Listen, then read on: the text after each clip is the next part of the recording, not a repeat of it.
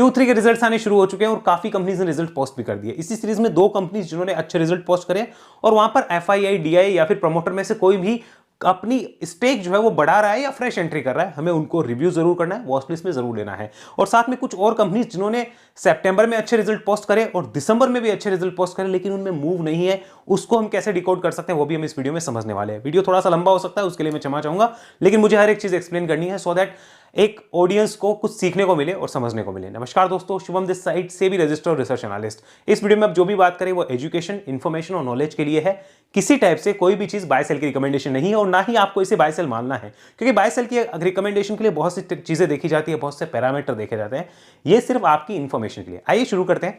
सबसे पहले जो कंपनी आपको दिख रही है that is Himadri speciality chemical limited. इसके फाइनेंशियल्स को, डाटा को देखते हैं और उससे सीखने की कोशिश करते हैं क्या सीख सकते हैं। तो अगर मैं यहां पर चलूं ओवरव्यू के ऊपर तो लगभग 24,000 करोड़ की मार्केट कैप है कंपनी के पास में।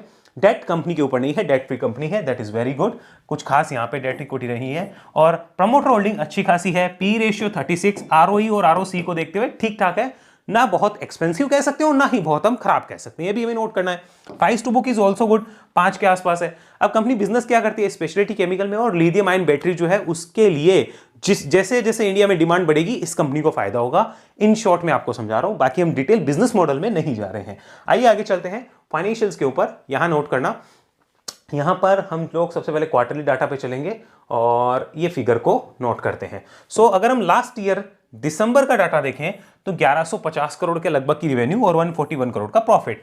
उसके बाद में इस साल 1230 करोड़ की रिवेन्यू है कंपनी की और प्रॉफिट अगर देखना चाहें तो 192 करोड़ के आसपास का निकल के आता है। That means year on year यहां पे अच्छी ग्रोथ है। What about quarter on quarter? Quarter on quarter भी ग्रोथ है। मार्जिन्स क्वार्टर ऑन क्वार्टर 1% टूटे हैं लेकिन ईयर ऑन ईयर 2% बढ़ गए हैं।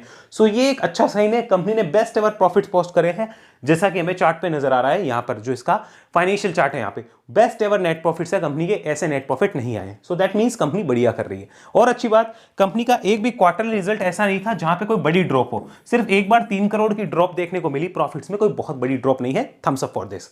आगे चलिए, what about the annual data? Annual data को हम ऐसे समझते हैं, यहां पे आ जाइए और इसको ग्राफ फॉर्मेट में समझिए। ये नेट प्रॉफिट का फिगर है। तो कंपनी ट्रेलिंग 12 मंथ में best ever net profit post कर रही है 700 करोड़ के लगभग का। अब यहां पर चलिए वापस आपको क्वार्टर लेके चलता हूं। कंपनी का इस क्वार्टर का रिजल्ट कितना है पता है आपको? ये 192 करोड़ का है। अब एक disclosure, this stock is part of my family portfolio. मेरी फैमिली के पोर्टफोलियो में स्टॉक का पार्ट है, कुछ एक क्वांटिटी है और 2017 से आज की नहीं है। अब मैं आपको बताता हूं, 2017 में ये कंपनी 100 करोड़ का नेट प्रॉफिट करती थी एक साल का, और 2018 में इसने किया था 200-250 करोड़ का नेट प्रॉफिट एक साल का। उसके बाद में आज की डेट में 200 करोड़ के लगभग का प्रॉफिट एक क्वार्टर में आ रहा है। आओ इसको यहां देखो, मैं आपको दिखाता हूं। इस पे आना और यहां पर सी दिस वन, ये 2017 नेट प्रॉफिट 82 करोड़, 2018 248, 2019 324। उसके बाद एक ड्रॉप आई कोविड की वजह से और फिर वापस जैसे कंपनी उठ के आई है 700 करोड़ का net profit yearly. Now what about the share holding pattern? यहां पे आइए। शेयर होल्डिंग पैटर्न हमारे पास में यहां पे है, उसमें प्रमोटर्स ने कुछ क्वांटिटी बढ़ाई है, FIIs की थोड़ी सी रेड्यूस हुई है, बट ये एक्चुअल में नवंबर तक की होल्डिंग है। मैं आपको दिसंबर की होल्डिंग का यहां स्क्रीनशॉट चला देता हूं, इसको देखिए। FIIs की क्वांटिटी जो है वो भी मामूली सी बढ़ती हुई नजर आ रही है। प्रमोटर्स की भी मामूली क्वांटिटी है वो बढ़ती हुई नजर आई है। प्रमोटर्स ने लगभग 1% के आसपास होल्डिंग बढ़ा ली और FIIs ने 1 बेसिस पॉइंट से। DIs की थोड़ी सी होल्डिंग रेड्यूस हुई है और अगर पब्लिक की बात की जाए तो वहां पे आपको दिख रहा होगा कोई खास चेंजेस नहीं है, लेकिन रेड्यूस ही हुई है, कोई इंक्रीज नहीं हुई है होल्डिंग। और नंबर ऑफ शेयर होल्डर की अगर बात करें तो देखो लगभग 4.5 लाख लोग जो है वो इसमें इंटरेस्टेड है फिलहाल की डेट में। तो ये डाटा आपके पास होना चाहिए। अब चलते हैं इसके चार्ट्स पे, फिर दूसरी कंपनी को दिखाऊंगा आपको। पहले यहां पे आइए, लुक एट द चार्ट। यहां देखिए ये कंपनी क्या कर रही है। काफी टाइम से देखो ये जो है 2 बड़े रेजिस्टेंस बना चुकी है। ये एक तो ये रेजिस्टेंस आपको दिख रहा होगा, ये जोन, ये एक बहुत बड़ा जोन है, ठीक है। ये रेजिस्टेंस जोन जो बना था वो बना था यहां पर 2025 फरवरी के अंदर। यहां मैं मार्क कर देता हूं, सी दिस वन, जनवरी फरवरी में रेजिस्टेंस बना था। तो हम यहां पे जनवरी का कर देते हैं 2025, और वो भी जनवरी लास्ट वीक का रेजिस्टेंस है। उसके बाद उसको टच किया जाता है जुलाई के आसपास, ठीक है, 2025। और अभी हम चल रहे हैं जनवरी 2026 में। अगर हम ध्यान से देखें तो 1 साल का कंसोलिडेशन है। कुछ दिन पहले मैंने भी इसको देखा था कि ये इस रेजिस्टेंस को काटे, यहां पर तो एक ट्रेंड बनना चाहिए, बट नहीं बना। सो आई एग्जिटेड, यहां पर मैं एग्जिट कर चुका था, वो मेरा एक पर्सनल था, तो वो हट चुका है मैटर। यहां पर अभी जो है रिजल्ट आ चुके हैं। अब मुझे लगता है कि अगर ये कंपनी इस रेजिस्टेंस को भी पार करती है, ये वाला जो रेजिस्टेंस है जो कि एक साइकोलॉजिकल लेवल भी है, अगर ये रेजिस्टेंस पार किया जाए तो एक बार इसको बुल्स रिव्यू कर सकते हैं, क्योंकि कंपनी के पास रिजल्ट्स अच्छे हैं। और अगर कोई ये समझ रहा है कि हमें प्रॉपर एक पैटर्न चाहिए, प्रॉपर एक सेटअप चाहिए, तो उसे वेट करना है, यानी वो बुल्स जो है वो वेट कर रहे हैं इस रेजिस्टेंस जोन के ऊपर आने का, ये रेजिस्टेंस जोन जो है इसके ऊपर आने का। और ये रेजिस्टेंस जोन कटने के बाद में कंपनी का प्रॉपर एक डाउन ट्रेंड के बाद में बेस बिल्डिंग माना जाएगा और फिर उसका यहां पे प्रॉपर बोला जाएगा रेजिस्टेंस क्रॉस हुआ है तो ट्रेंड कंटिन्यूएशन की संभावना बन जाती है। तो ये हमारे पास इसका डाटा निकल के आया। लेकिन क्या रिजल्ट अभी अच्छे आए हैं? Answer is no. रिजल्ट तो पहले से अच्छे आ रहे हैं बट मार्केट नहीं दे रहा है। द थिंग इज अच्छे रिजल्ट के बाद भी मार्केट में ट्रेंड कंटिन्यूएशन नहीं बन पा रहा है। दैट मीन्स हमें क्या पता चलता है? हमें पता चलता है अगर कोई भी कंपनीज ये थोड़ा बहुत मूव कर लेती है, इन्होंने अगर इतना मूव कर लिया किसी कंपनीज ने, मार्केट ट्रेंड कंटिन्यूएशन के मूड में नहीं है। 10 में से 9 कंपनीज ट्रेंड कंटिन्यूएशन नहीं कर रही, सिर्फ एक कंपनी कर रही है और वो ऊपर में लगभग मानो कोई बड़ा ट्रेंड पकड़ लेती है कोई रिजल्ट पोस्ट के बाद में या किसी पैटर्न के बाद में, तो उस एक के चक्कर में आप 9 कंपनीज में ये वाला जो मूव है उसे मिस ना करें। That means this market belongs to the swing and momentum players, जो कि थोड़ा थोड़ा स्विंग कर सकते हैं, या फिर उनके लिए बिलोंग करता है जो कि एक्यूमुलेशन के मोड में इस मार्केट में चीजों को देख रहे हैं। ये मार्केट किसी भी तरीके से उन लोगों के लिए भी फिलहाल सपोर्टिव नहीं है जो फंडामेंटल्स देख रहे हैं और उसके अकॉर्डिंग काम भी कर रहे हैं, नहीं मिल रहा है। इवन आप टेक्निकल भी देखोगे तो भी कोई बड़ा मूव नहीं मिल रहा है, मूव लिमिटेड है। इसको हम अगर वीकली चार्ट कन्वर्ट करें, एक और डाटा आप देखिए ध्यान से, this is the weekly chart. अब आप खुद देखिए यहां पर जुलाई 2025 से लेके जनवरी 2026 7 महीने हो गए, 6 से 7 महीने का कंसोलिडेशन है। इसके ऊपर आएगा तो अब आप बताइए बुल्स इसको रिव्यू नहीं करेंगे क्या? उस दौरान इन्होंने 2 क्वार्टरली अर्निंग्स पोस्ट करी है, एक तो सितंबर की और एक दिसंबर की, और दोनों ही अच्छी अर्निंग्स है, खराब अर्निंग्स नहीं है। तो अगर इसके ऊपर जाए, रेजिस्टेंस को क्रॉस करे, रिव्यू जरूर कर सकते हैं बुल्स। मंथली चार्ट पे चलिए, सी this one, this is the monthly chart. आपको खुद दिख रहा होगा कि यहाँ पे 6 मंथ का कंसोलिडेशन है, उसके ऊपर जाता है तो ये बड़ा हर्डल होगा एक, और इस हर्डल के बाद में ऊपर के हर्डल आपके सामने हैं जो आपको नजर आ रहे होंगे आपकी स्क्रीन पे। सो इसको वॉच लिस्ट में जरूर रखिए। सेकंड कंपनी जिसके ऊपर मैं डिस्कशन करने वाला हूं that is Can Fin Homes. मैं यहाँ पे टाइप कर देता हूं, that is Can Fin Homes. ये लीजिए कैन फिन होम्स लिमिटेड। इसको पहले तो आप ये देख सकते हो कि कंपनी कर क्या रही है। मंथली चार्ट पे दिखाता हूं आपको। सी this one, this is the monthly data. एक बार ड्राइंग्स को चलो रिमूव कर देते हैं यहाँ से, ये हमने ड्राइंग को हटाया। अब जरा इसको ध्यान से देखो मंथली डाटा पे क्या कर रही है। यहाँ पर देखो 2017 में कंपनी ने जून में एक हाई बनाया था अप्रॉक्सीमेट 670 के आसपास, यहाँ मैं मार्क कर देता हूँ, हाँ 660 670 के आसपास एक हाई बना था। 2017 के भाव से अभी तक 50% भी ऊपर नहीं है कंपनी 2017 के भाव से। Now go to the fundamental data, वहां देखो क्या चेंजेस है। यहाँ चलते हैं, सी दिस वन, क्या क्या चीजें हैं, मतलब अच्छे रिजल्ट के बाद भी क्या सिचुएशन है वो हमें समझना है, और आने वाले टाइम में सिचुएशन क्या हो सकती है उसको भी हमें एनालाइज करना चाहिए। और कई ऐसी कंपनियां दिखाऊंगा जिनके रिजल्ट्स बहुत अच्छे हैं, खराब नहीं है, but still there is no trend, और बन रहा है तो भी वो रिवर्स हो रहा है। दैट मीन्स मार्केट बता रहा है कि अभी बड़ा मूव नहीं है, मार्केट किसी चीज का वेट कर रहा है और उसे बड़ा मूव नहीं मिल रहा, वो कॉन्फिडेंस नहीं है बुल्स के पास में। यहां देखो 12,000 करोड़ की कैन फिन होम्स की मार्केट कैप, और यहां पे डेट टू इक्विटी आपको मिलना ही है 7-8 के आसपास का कम से कम मिलेगा, बिकॉज ऑफ द फाइनेंस और लेंडिंग बिजनेस है तो ये होगा ही होगा। प्रमोटर होल्डिंग 30% के आसपास है, पी रेशियो 13 का है, रिटर्न ऑन इक्विटी और कैपिटल एम्प्लॉयड को देखते हुए आपको थम्स अप देना पड़ेगा, ओके है। प्राइस टू बुक सस्ती नजर आती है 2 के आसपास, तो प्राइस टू बुक ठीक ठाक है इसके बिजनेस को देखते हुए, वरना इस इंडस्ट्री में कईयों को प्राइस टू बुक बहुत अच्छी मिलती है। आगे चलते हैं फाइनेंशियल्स के ऊपर, यहां देखिए this is the financial data, और हम क्वार्टरली डाटा को देखेंगे। यहां पर आइए, सी दिस वन, ये क्वार्टरली डाटा। अब देखो लास्ट ईयर दिसंबर में 986 करोड़ का रिवेन्यू था और नेट प्रॉफिट थे 212 करोड़ के। इस साल वो 1070 करोड़ और 265 करोड़ हो गए। यहां पर भी अगर आप देखोगे तो क्वार्टर रिजल्ट में कोई बहुत बड़ी ड्रॉप नजर नहीं आती, इवन इन दिस मार्केट कोई बहुत बड़ी ड्रॉप नहीं है। रिवेन्यू में कंसिस्टेंट जो है वो कंपनी अच्छा करने की कोशिश कर रही है। सो ये चीज भी आपको ध्यान में रखनी चाहिए, नोट करनी चाहिए, और इसको लगा के देखेंगे तो आपको समझ आएगी चीजें। एक और चीज देखते हैं, what about the annual data, last trailing 12 month में क्या चल रहा है। So see this one, last कई सालों की इसकी ग्रोथ देख लीजिए। There has not been even a single drop. Share perform करे ना करे दैट इज डिफरेंट थिंग, खाली फंडामेंटल दिखा रहा हूं कि कैसे हैं। यहां देखो नेट प्रॉफिट कहीं से भी कोई single drop, company is ready for the 1000 crore profit sooner और लेटर दिख रहा है। 974 करोड़ का तो ट्रेलिंग 12 मंथ में हो गया है। एक अच्छा क्वार्टर और 1000 करोड़ प्रॉफिट कोई कंपनी के लिए बड़ी बात नहीं है। एक कंपनी जो 900 रुपए पे ट्रेड करती है वो 73 रुपीज का आपको ईपीएस दे रही है ईयरली, 73 रुपीज का ईपीएस ईयरली। अब आप सोच के देखिए कि वैल्यू वहां है या नहीं है, आप खुद एनालाइज करिए। Now come to the share holding data. यहां समझने की कोशिश करो what about the share holding. So if we look at the share holding, promoter holding में देखो मुझे कोई चेंज नजर नहीं आता है, एज आई कैन सी वो एज इट इज कंसिस्टेंट है। एफआईआईज ने एंट्री करी है, डीआईज ने एंट्री करी है, पब्लिक की घटी है और अदर्स में भी घटी है। 1 लाख से भी कम नंबर ऑफ शेयर होल्डर है जो इस कंपनी में इंटरेस्ट रखते हैं। दैट मींस पब्लिक में हाईली पॉपुलर कंपनी ये नहीं है। और यहां पर एफआईआईज डीआईज की स्टेक काफी अच्छी है, इट्स मोर देन 35-37%। ये नोट करो, 24 और 13 37 38% की एफआईएसडीएस की होल्डिंग है और 30% प्रमोटर के पास में है। लगभग 68% की होल्डिंग बिग प्लेयर्स के पास में है और ये चीज़ आपको नोट करनी चाहिए, ध्यान में रखना चाहिए। अब चलते हैं इसके चार्ट्स पे, यहाँ समझो इसको, फिर आगे और देखो। काफ़ी इंटरेस्टिंग है आज की डेट में।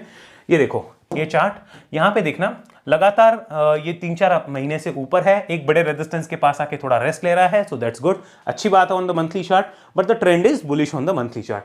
अब आप यहाँ पे देख चुके हो ना 2017 का प्राइस, मैं वापस दिखाता हूँ, 670 का था उस टाइम पे। जरा एक बार देखते हैं कि वैल्यूएशंस मार्केट ने क्या दिया। आओ यहाँ पे चलते हैं, 2017 में यहाँ पे प्रॉफिट्स क्या थे, इधर देखना। So this is 2017 data, profit थे 235 करोड़ के। आज तो एक क्वार्टर में आ रहे हैं उतने 235 करोड़ के प्रॉफिट। आज के प्रॉफिट कितने हैं, 970 करोड़ के प्रॉफिट। बट मार्केट वैल्यूएशन नहीं देगा तो नहीं देगा, मार्केट से आप जिद नहीं कर सकते, मार्केट की इच्छा है, देगा तो देगा वरना नहीं देगा। वो क्या देखता है क्या नहीं, मार्केट जाने भाई। हमें तो मार्केट के अकॉर्डिंग खुद को एडजस्ट करना पड़ेगा। We can't blame the market की मार्केट ऐसा है, हम ही गलत हैं, मार्केट गलत नहीं है। We have to accept that. यहाँ पे चलो इसको देखो, यहाँ पे पहले अटेम्प्ट हुआ था इस बड़े रेजिस्टेंस के ऊपर सस्टेन करने का, but failed, again fail, again fail, again ये आ रहा है 1 2 3 4 5 6 7 टाइम अटेम्प्ट हो चुका है इन लास्ट, आप कह सकते हो 2-3 ईयर्स। जुलाई 2023 से लेके अभी तक, जुलाई 23 से अभी जनवरी 26 आ गई, 2.5-3 साल से 2.5 साल के आसपास का पीरियड हो गया। 2.5 साल में 7 बार अटेम्प्ट कर चुका उसके ऊपर जाने का, हर बार rejection. So what you think, इस बार भी रिजेक्शन होगा क्या, लेट्स सी क्या होता है। बट प्रॉफिटेबिलिटी को देखते हुए कोई दिक्कत नहीं है, रिटर्न ऑन एसेट कंपनी की अच्छी है। फाइनेंस बिजनेस में है तो मैं कई पैरामीटर बता सकता हूँ, return on asset, return on और चीजें जो भी होगी, हम लोग इसके रेशियोज देख सकते हैं, बट कोई अंत नहीं है उस एनालिसिस का। हम नॉर्मल एनालिसिस की बात करते हैं। यहाँ पे चलो, this is weekly data. Weekly chart पे भी आप देखेंगे एक बड़े रेजिस्टेंस जोन के आसपास आके आप रेस्ट ले रहे हो। एंड ये जो टाइम पीरियड है ये है सितंबर 24 से जनवरी 26, तो ये भी लगभग 1.5 साल के आसपास का पीरियड हो गया, ऑलमोस्ट 1.5 साल हो गया है।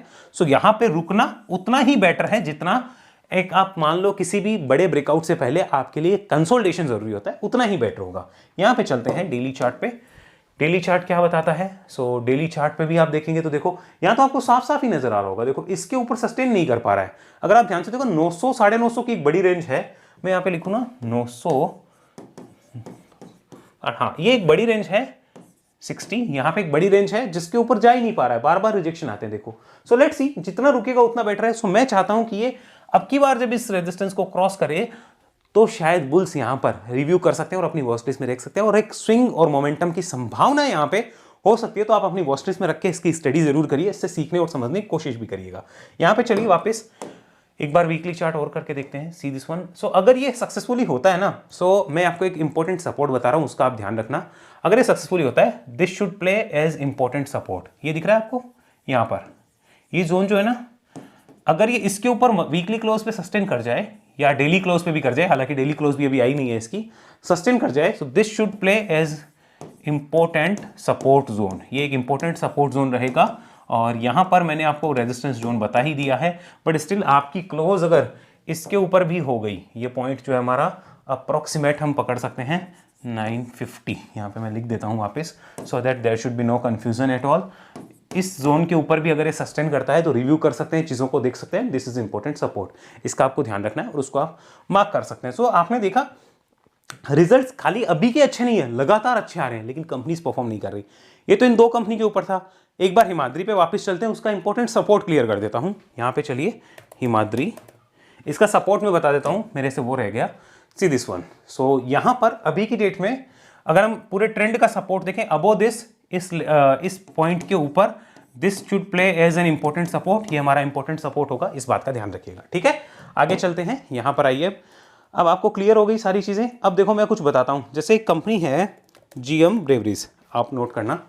अब ये वो कंपनी है जो अच्छा रिजल्ट भी पोस्ट कर रही है, बड़े प्लेयर्स की यहाँ बाइंग भी है, but still there is no move और नो सस्टेनेबिलिटी, कोई सस्टेन ही नहीं कर पा रहे हैं।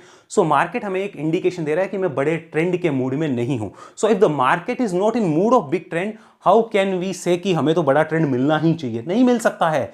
डिफाइन कर दिया मार्केट ने, 15-20% का कोई भी मूव आता है उसके बाद घूम के वापस नीचे, लंबा सस्टेन नहीं कर पा रहा है। सी दिस वन, पहले ये जीएम ब्रीवरीज का, चलो यहाँ पे चार्ट चलाता हूँ। ओके, मेरे एडिटर भाई साहब से रिक्वेस्ट है, वहां चला दो इसके रिजल्ट्स, वहां पे ऊपर एक बार इसके आप रिजल्ट्स देख लो।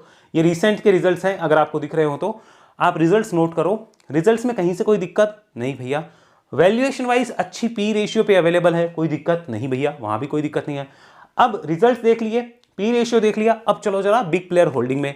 अब होल्डिंग्स देखो, प्रमोटर की, एफआईआई की, डीआई की होल्डिंग का ट्रेंड देख लो, कोई बड़ा चेंज या मान लो कोई बड़ी बिकवाली नहीं ऐड हुआ है क्या? हाँ, बड़े प्लेयर्स में कोई ना कोई ऐड जरूर कर रहा है, बहुत अच्छी बात है।